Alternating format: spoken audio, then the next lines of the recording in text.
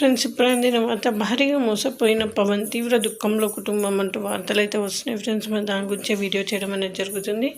Friends, video skip చేయకుండా చివరిదాకా చూడండి. అలా అయితే మీకు పూర్తి ఇన్ఫర్మేషన్ అనేది అందుతుంది. అలానే దయచేసి సబ్స్క్రైబ్ చేయండి. సబ్స్క్రైబ్ చేయడంతో నేను చేసే ప్రతి ఒక్క ఇన్ఫర్మేషన్ మీ దాకా చేరుతుంది.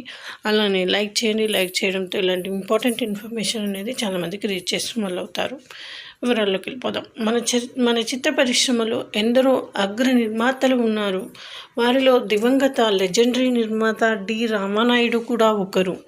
ఆయన వారసత్వాన్ని ఉనికి పుచ్చుకొని చిత్ర పరిశ్రమలో నిర్మాతగా కొనసాగుతున్నారని సురేష్ బాబు. ఇప్పటికీ సురేష్ ప్రొడక్షన్స్ బ్యానర్ నుంచి ఎన్నో గొప్ప సినిమాలు వచ్చి మంచి విజయాలు సాధించాయి.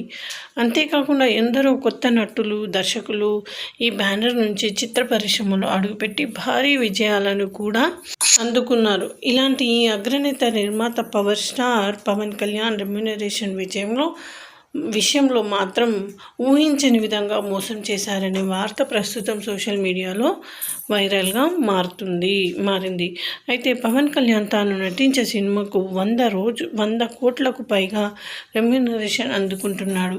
అలాగే ప్రస్తుతం ఆయన నటించే ఒక్కో సినిమాకు 200 కోట్లకు పైగా రెమ్యూనరేషన్ అందుకుంటున్నాడు. ప్రజెంట్ ఆంధ్రప్రదేశ్ డిప్యూటీ సీఎంగా రాజకీయాల్లో బిజీగా ఉండడం కారణంగా సినిమాలకు కొంత గ్యాప్ ఇచ్చాడు. ప్రస్తుతం ఆయన చేతిలో ఉన్న హరిహర వీరమల్లు, ఓజీ సినిమా షూటింగ్లను త్వరలోనే కంప్లీట్ చేయబోతున్నారు. అలాగే పాన్ ఇండియా లెవెల్లో అత్యధిక పారితోషికం తీసుకుంటున్న హీరోల్లో పవన్ కళ్యాణ్ కూడా ఒకరు.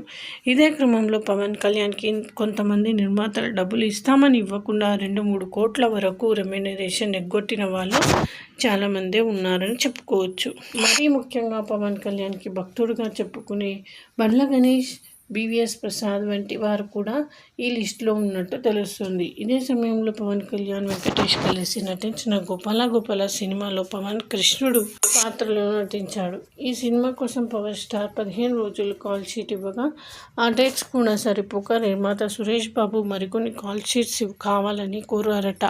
వాటికన్నా ముందే కమిట్ అయిన రెమ్యూనరేషన్ కంటే ఎక్కువ ఇవ్వాలని అగ్రిమెంట్లో ఉండడంతో సురేష్ బాబు మొదట ఒప్పుకున్న ఆ తర్వాత బడ్జెట్ పెరిగిపోయిందని అంత రెమ్యూనరేషన్ ఇచ్చుకోలేనని సురేష్ బాబు అన్నారట. సో ఇది ఫ్రెండ్స్, ఈ విధంగా వార్తలు అయితే వస్తున్నాయి. మరి థ్యాంక్స్ ఫర్ వాచింగ్.